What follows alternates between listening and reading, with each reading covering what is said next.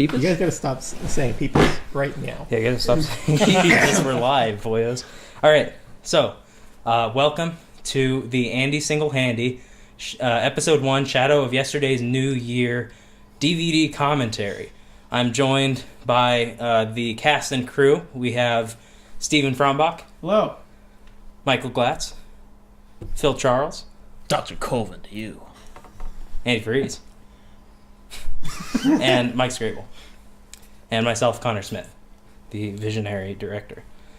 So today we are going to run through some questions for you guys and watch some clips, and I just want to sort of get your reactions and just sort of tell the story of how Andy Single Handy became a thing.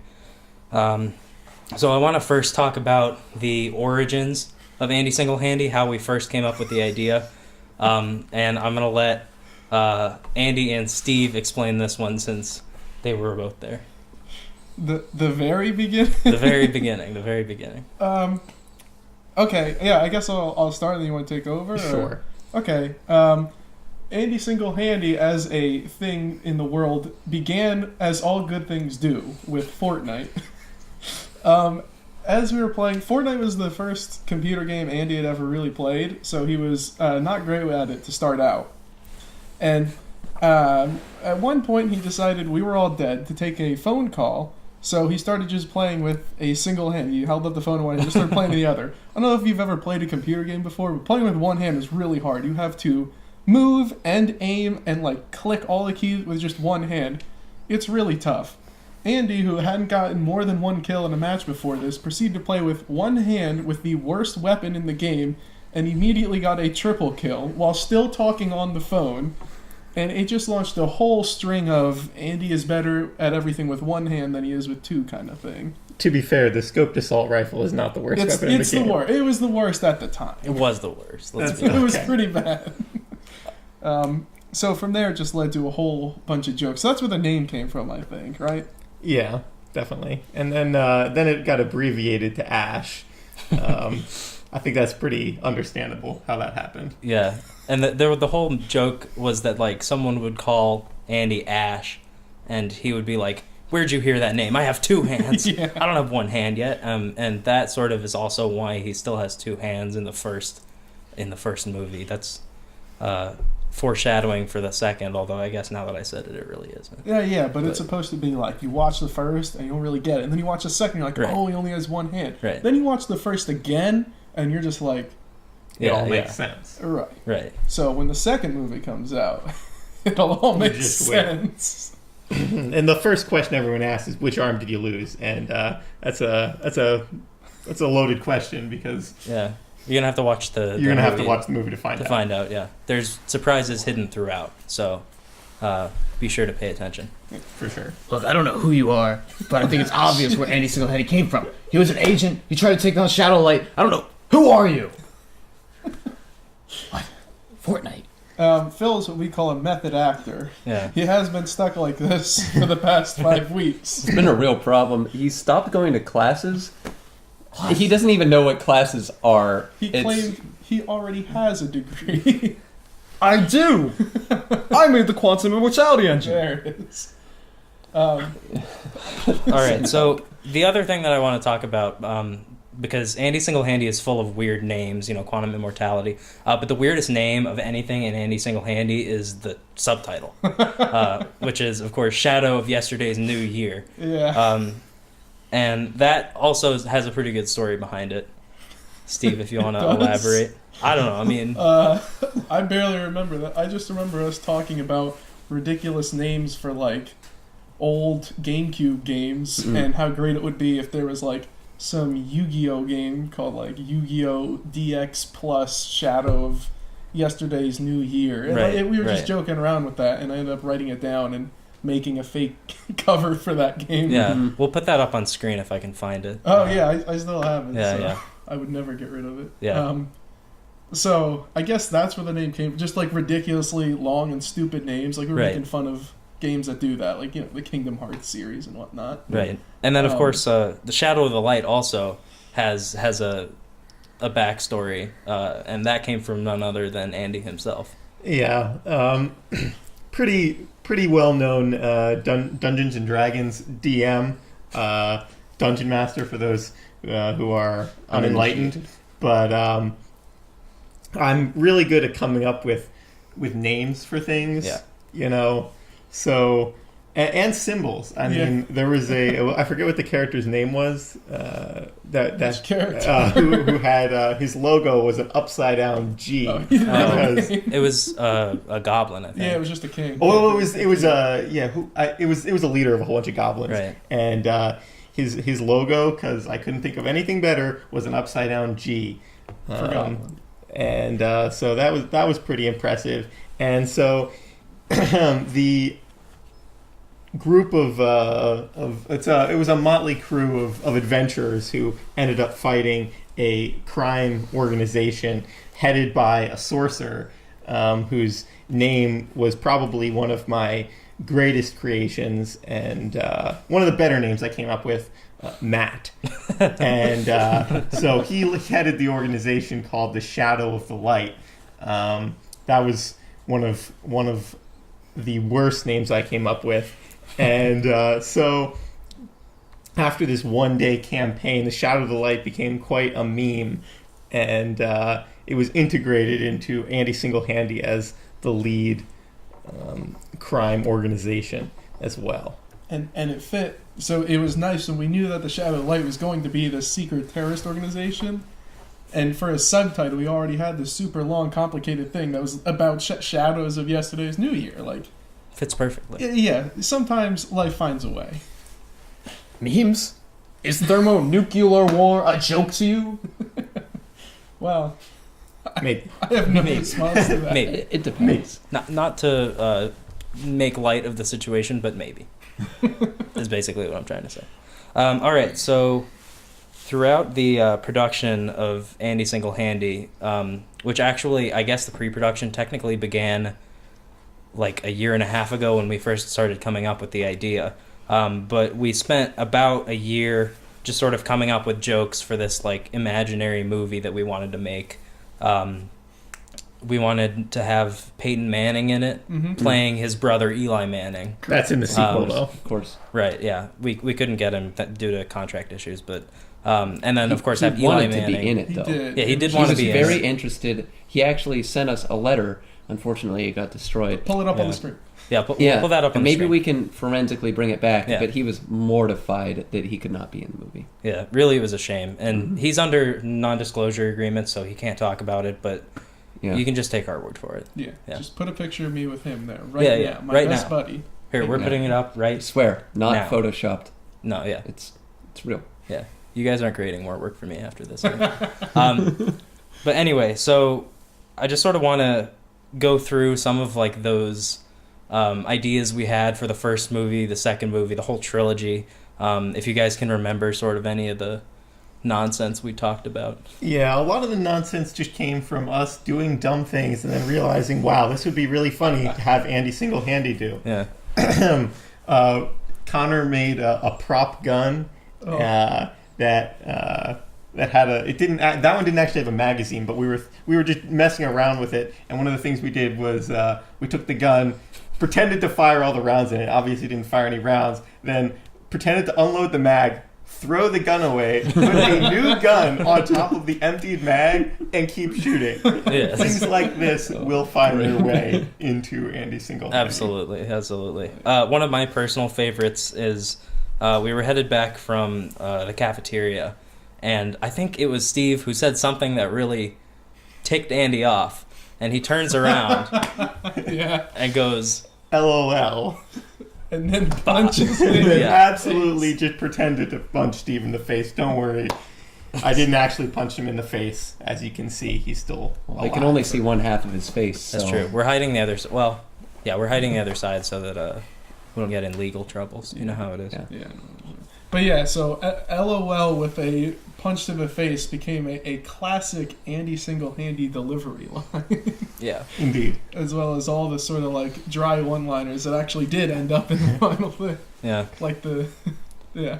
Yeah. Be warned, many of those, even some of the ones we're talking about now, like the magazine, will crawl their way into Andy Single-Handy eventually. So I was a big fan of finding many ways to use a gun, such as Yep. throwing it like a boomerang, or fencing with it, Yes. or firing the gun and then just yeeting it at them and having it explode. Having it explode, yeah. So Yeah. many Which, ways. speaking of, we actually did one of my favorite gags from the Andy Single-Handy universe is the grenade. The grenade. One of arguably the best visual gags out there.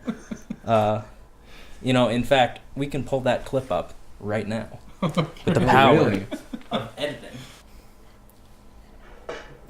The grenade. stab it. Got it. Colvin. Defusing grenades with a knife. Classic. Classic Andy Single-Handy bit right there. Every part of that, from the grenade to the intense music as you stab the grenade with a knife to the music cutting off as he decides he he got it. stabbed it enough. Yeah. To be fair, the plastic grenade I had to be very careful with because if you accidentally squeezed it too hard, it made a fun ticking noise and then an explosion Yes. noise. Yeah. So, and then I only had a knife to defuse it. So Yeah.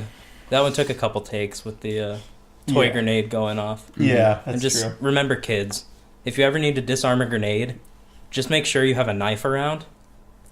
Yeah, you'll be able to pop it in. I kind of imagined what I'd be doing in real life if it were a real grenade. I was thinking, oh yeah, I'll just be able to shove this grenade in here and just kind of, finagle it, knock that fuse out of there that's definitely burning down. Just gotta get it out, and then once you nick that fuse off, you got it. It's over. You got it. I would, Game over That for is the true. grenade. I would So- just pour water on it. But You could say that it was you or the grenade. If you weren't fast enough, the grenade would have killed you, but you killed it first. Yes. Battle to the death. That makes no sense. he was the grenade for a grenade. Yeah. You were a grenade. That makes perfect sense. Yeah. That logic checks out 100%. Okay. Now, one of the things that I think doesn't check out for a lot of people who watch Andy Single-Handy, the biggest point of confusion is the intro sequence, Two Borthers, which in my mind is a classic Andy Single-Handy meme. We use the word borther interchangeably with brother at this point. So I'm going to go ahead and play that clip, and then I want to get your guys' take on the Two Borthers scene of Andy Single-Handy. Sure. Yeah. See, I've started using border unironically. Yeah, it's it's- become a part of my vocabulary. I was just about to say that's actually a problem for me. Is like I will be talking to someone for like an internship or interview or something, and I will unironically say "borthered." Yeah. Yeah. It won't be I'll just- long. I'll just It won't be long before it enters the general lexicon of Like the English yeet. language. Like- Yeah, like yeet. Heat is not only making a comeback, it has. Yeah, it has. Over spring break, I was with my older brother, and at one time called him Borther, and he said, "What?" Yeah, And yeah. I said, Yeah. "Never mind." Yeah. You know what was really disconcerting to me was I called someone border, and they knew where I had heard that term from Really? first. Wow. Like I had first heard it from like a YouTube video, like a YouTuber who's like fairly successful, and like I said this, and everyone laughed like, "Huh, border, it's so dumb." He looks at me and goes, "You got that from insert YouTuber here, didn't you?" I'm just like, "I guess I did." Yeah, I did. How did you know that? Alright, you guys ready for Two Borthers? Yes. Two Ready. Borthers, let's see it. Seeing, yes. Jason and we were so close as kids, but I dropped out of high school and got mixed up with some bad people. Yeah, he did too. Bad people. Ended up in rival gangs, and the rest is history,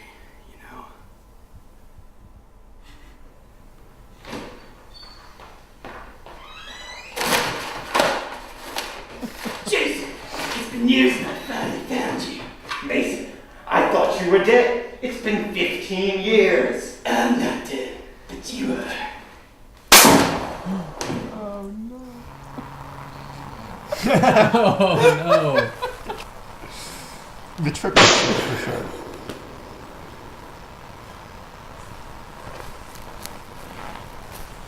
I couldn't fall back onto no. a tombstone. That would have hurt. Jason, I'm sorry I had to be this way. Jason, But just, I want you to know that even in death, And you'll always be my brother. There it is.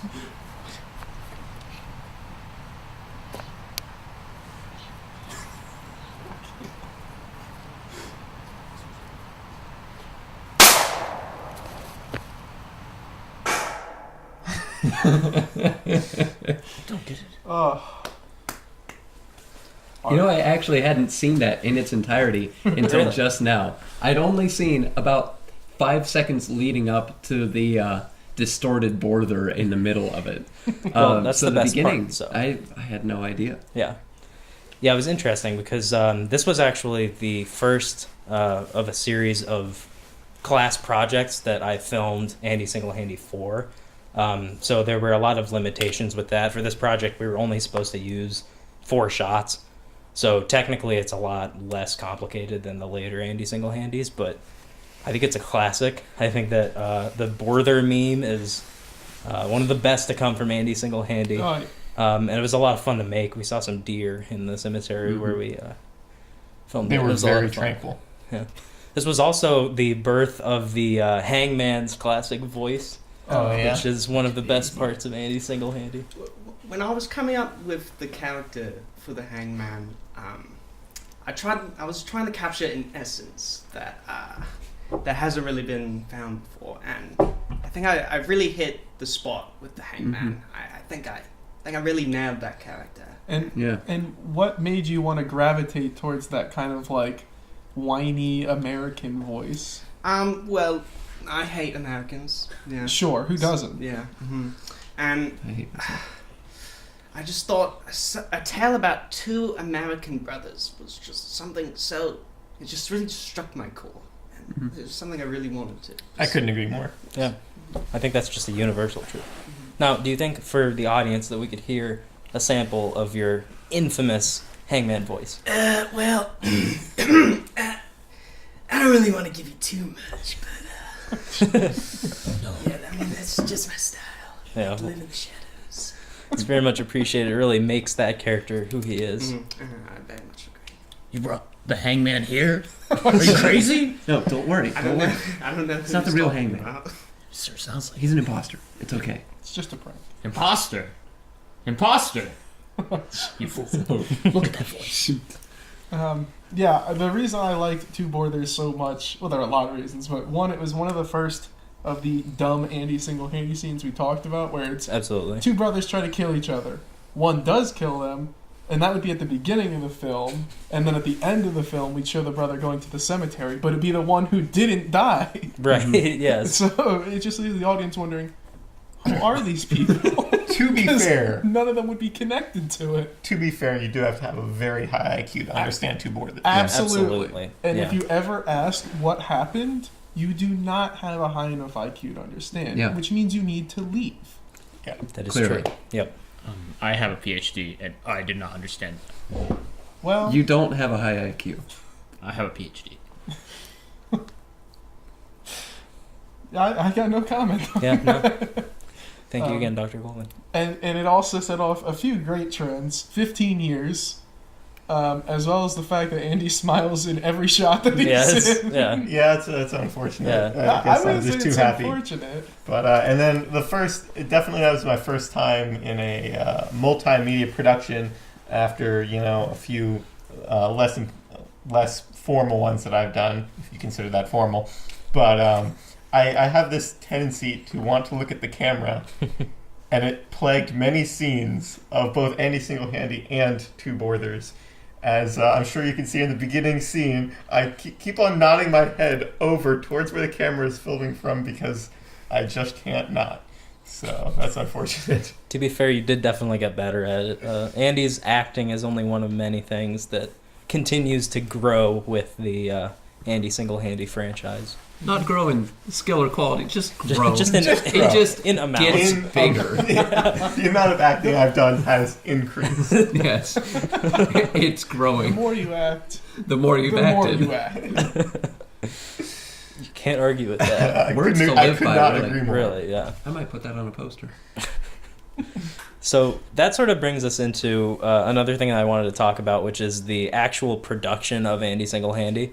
Because I've had a lot of fun going out around campus to random different locations and just sort of, shooting this movie, renting equipment from the equipment room, going out, doing it ourselves. It's a lot of fun. I can recall a couple different times that have been either fun or annoying, like when we filmed in the gym and those people were playing racquetball very, very loudly. Luckily, we haven't spooked anyone with any of our prop guns or anything yet, but there's probably been some close calls. Yeah, I was definitely concerned. I was happy we had bags, especially for the assault rifle that was showed in like the final scene, because bringing that onto campus, there's no like orange tip or anything because it's for a movie. Like, Right. Why would you have it? So like bringing that onto campus not in a bag would have made me more concerned. Yeah, same, for sure. Yeah, I was also going to bring up the racquetball one because that one was funny. You just tell everyone it's machinery. Yeah. And they buy it. It was machinery. Let's see. What else we got? I also really enjoyed carrying one of those giant old TVs throughout the tunnels of JEC and DCC. Mostly because Steve was the one carrying it, not me. But yeah, that was. I did not enjoy the experience as much as Andy did. Well, thank you, Andy, for encouraging Steve to carry the TV. It meant a lot. for sure. One of my personal favorite parts of the production of this film is the parts that didn't make it into the final cut, like Yes, for sure. the stabbing, where one of our actors, who unfortunately couldn't make it today, he got killed from behind, I think, is what happened in that scene. Yes, he did. And he let out a great, "Oh no!" As he fell to the floor and was dragged away. We deleted that because all of us were laughing. Oh, yeah. And it was things like that kind of, they plagued the shooting, but they really added to the experience. It made it a lot more fun. Yeah, definitely. Another one I can think of is at the end of the most recent one that we did when Andy picks up the hangman's rifle. We have two takes of. One of them made it where he says something about the shadow of the light and walks out of frame. But the other one, he picks up the gun. And Andy, I'll let you do the honors. Well, you gotta, I mean, to preface this, I had just absolutely murdered this man who was trying to kill me. And so I picked up his gun after taking the keys to launch nuclear missiles and destroy the world. So I was pretty energized. I picked up that rifle and I said, "Fuck you." Wow. Whoa. Unfortunately, we were going for PG ratings, and that did not stick around. We're going for PG ratings and not having laughter in Thankfully, the shot. Yeah. Commentary is unrated, so I think that's we can true. leave that right in there. Yeah. I mean, if it's PG-13 as well, Yeah. Just don't say it again. We get that PG-13. Yeah. What the fuck am I doing here? Whoa. Whoa, Phil. We're gonna have to bleep that What a one. weird Yeah. jump It's cut. Barkley. Yeah. What did I just cut out there? I don't know. No one said anything. We'll never figure out what he said. Yep. And that's the end of the story. Mm-hmm. One of my other favorite parts about the scene where Andy takes the hangman's gun is actually as he's killing him, he grabs a wire from a piece of machinery and brings it around his neck. And the hangman's arms just start flailing around. So, yeah. Mike, can you tell us where you got the inspiration to do that from?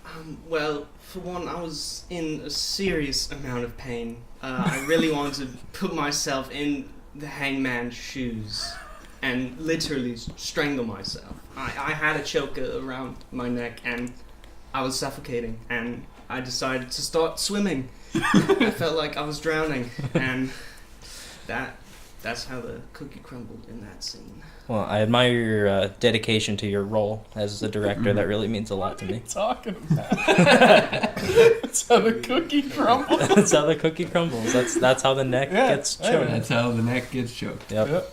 Feels like you're drowning. So you try to swim away. Yeah. Yeah. That whole fight scene is one of my favorites. I love when Andy rolls out on the swivel chair. Mhm. Let's play that clip because that's one that's worth playing. Yes. When he rolls out and then immediately afterwards goes into stealth mode. Yes. Beautiful. From Where 5 did he feet go? away.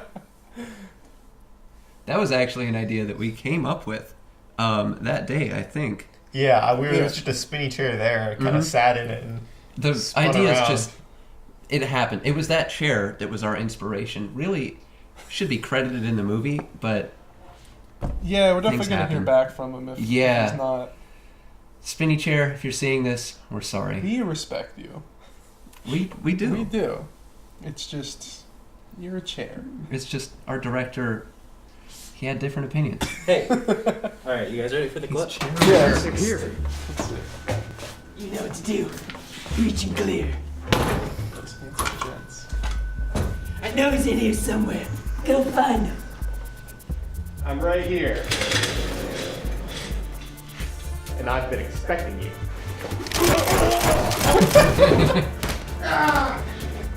Disappears. Where did he go? Stealth mode.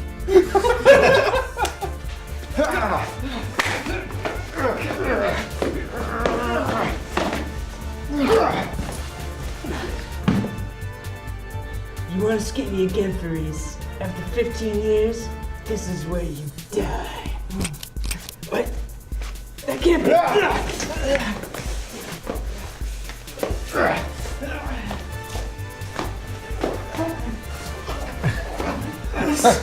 It's so convincing. That's what I love about it. One last wish, you know. It's upon quantum immortality. That's right. And you Good can, work, Andy. and it was nice that the hat covered up Mike's choker. Yeah. Mm-hmm. Yeah, that was good custom design. I just love how he gets shot in the leg and then just completely vanishes. Yeah. You run to safety. You run to cover. That's what you gotta do. In that moment, when I was screaming, I knew I had to act as though I'd been shot in the knee. What do you do when you're shot in the knee? You hide behind a piece of machinery. In my That's true. experience. Yeah. Yep. I mean, I definitely don't have enough experience to counter that. So From what I've heard, whenever you take any kind of hit to the knee, you have to stop being an adventurer. accurate. It's very Yeah. important. That's true, and that So- is why that bullet to the knee may not have been canon. We put the blood makeup on his knee, but Yeah.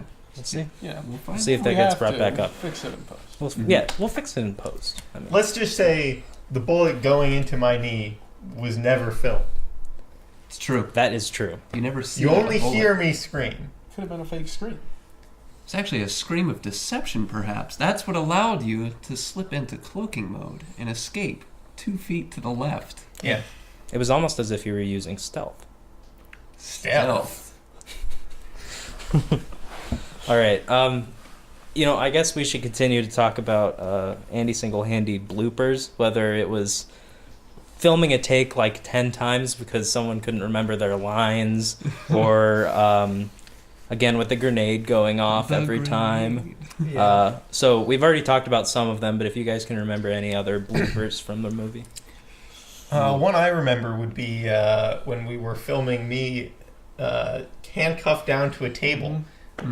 There was nothing to attach the other end of the handcuffs to. Right. So we just kind of tucked him underneath a tablecloth. And a few times, while trying to break free from my restraints, I accidentally lifted the handcuffs enough that the other end of the handcuff became visible in frame. So we had to retake that. Yeah. Yeah, I think we retook a lot of Dr. Colvin, his little speech at the start. Did we? I feel like we had a retook lot that of a lot. retaking that one because I just remember that room having a lot of cockroaches in it and just being in there for a long time. Yeah, we were in there for way too long. You were in there for 15 years, and don't make fun of the cockroaches. They're my friends. I was alone in there. Didn't you leave in those 15 years? Well, yeah, to get food. I Yeah. was gonna eat cockroaches. And what is this with retakes? There was one time, one speech. Right. I said that. As a master of time, you should understand that just because you see it one way doesn't mean it happened true. that way. It's entirely possible that a quantum form of yourself said the speech incorrectly. But that didn't happen here. No, but it might have happened. Not this There. time. What's important is that one thing did not happen here. Accurate. It's true. That's true. Yep. That is what's important. That is what's important. Just remember that, folks. All right. Another thing I want to talk about is the response that we've gotten from other people for Andy Single-Handy. Most of us, well, I guess actually everyone at the table except for Mike here, is in the Delta Phi fraternity. Mm-hmm. And Andy Single-Handy has become something of a cult classic within our ranks. We played it for like 20, 25 people after one of our social events. We're playing it again this weekend. It's gotten a lot of acclaim. So what are your thoughts on that? I, for one, am very grateful that everybody who has watched it has loved it, and there's not been any negative criticism. None. And more importantly, that a lot of brothers watch it and then volunteer to help out, like the two cameramen helping out today. Yep. Yeah, that's very nice. I mean, that's how a lot of us ended up helping. You know, the original Two Brothers was just Mike, Andy, Connor. And then later, Phil jumped on to be Dr. Colvin, a personal favorite hero of his. Michael agreed to be... Thug who dies. Multiple times. Very important role. Yeah. Right. As well as Thug with personality. I was indeed. Yeah. His and then our other backstory was friend, killer. His backstory was killer. And our other friend, Justin, who agreed to be other Thug with 40-pound wife. Who does get stabbed. Does she get stabbed or No, shot? Justin gets stabbed. Oh, Yeah. Justin. Oh, no. Yeah, her wife just isn't... His wife is isn't not heavy strong to- enough to pick him up. Correct. But No. is strong enough to cheat on him. Yes. Yeah. That's Emotionally Candace. powerful, I guess. Yes. Yeah. Yeah, so let's take a minute, I guess, to talk about some of those background characters. Yeah. Yeah. Michael and Justin really brought the Shadow of the Light guards to life, giving them some personality. Now, I was initially brought on to play one specific role. The soldier who dies after a fight with Andy. Andy wakes up, I'm there, Andy kills me. That's it. But, like Steve said, I got hooked after that, wanted to keep doing more, ended up with a speaking role. It was supposed to be background dialogue, but it was so good that dear friend Connor here decided to make it audible. And we had enough time and enough takes because of racquetball, as mentioned earlier, that we just developed this intricate backstory for our two characters, mainly for Justin's character. And I would really like to see that explored as a new avenue of filmmaking, but that was one of the most satisfying points of working on Andy Single-Handy, was getting to develop a character during takes. Definitely. It is notable that you can see that character as well as Justin's character dabbing in the background of Yes. of one of the shots.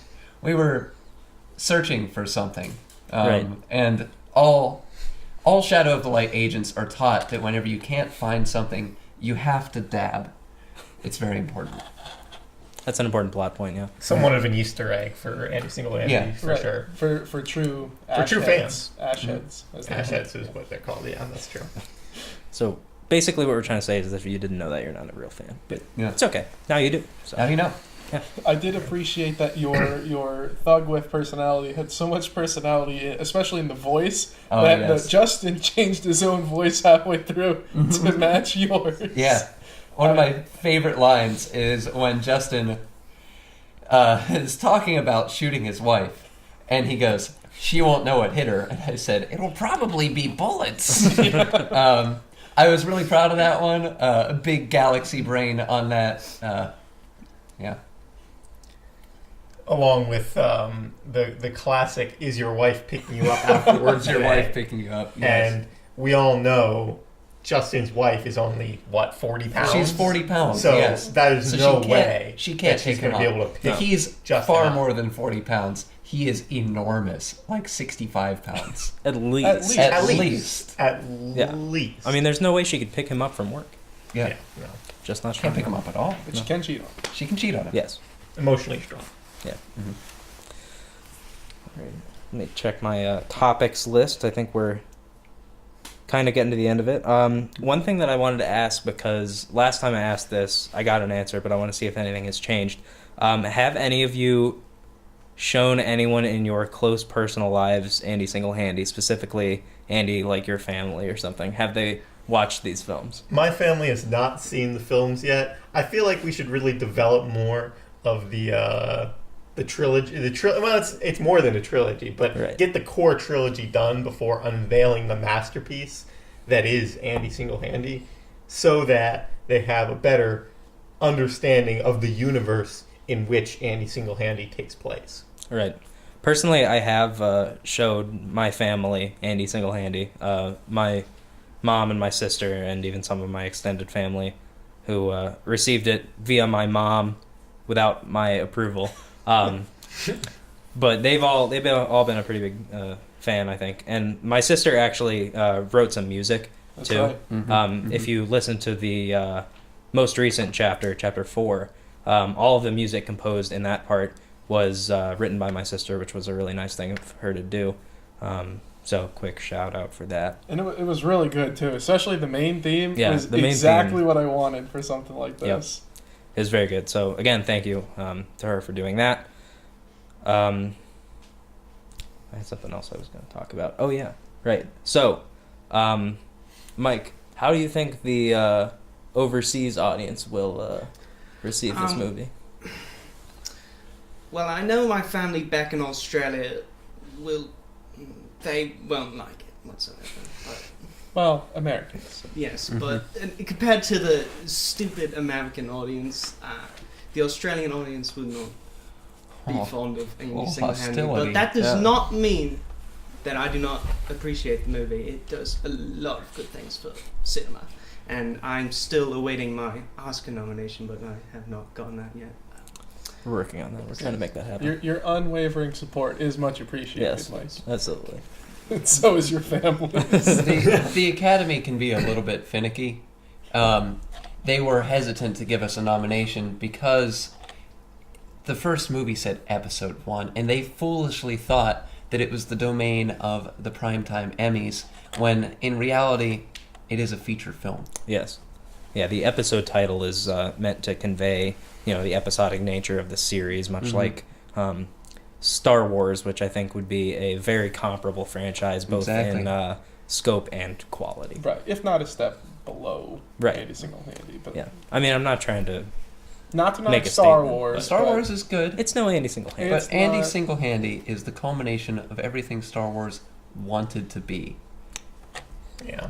Another famous movie franchise. I don't know if you guys... It's not actually very well known, but it's called Lord of the Rings. I haven't heard of that. Yeah, no. I read that. I watched that. I didn't read it because it's long as heck. But I did watch it once as a kid. Yeah, Really? not many people know that know of the set of movies, but we really feel as though those movies were trying to be Andy Single-Handy, Yes. but just couldn't quite get there. Listen, I'm not gonna say Andy Single-Handy is better than Star Wars and Lord of the Rings, but I would wink if it was. All right, folks. And with that, we're going to wrap up this interview. I'd like to thank all of my guests. Again, we have Steve, Michael, Phil, Dr. Colvin, Andy, and Mike. And myself, Connor, and we have 2 cameramen right now. We have Tony and Chris. Thank you guys for helping us out with this. It's much appreciated. And I think that is a wrap. Don't worry, Tony's name will be redacted. Andy, Yeah. we need to get you out of here. Okay. Peepus.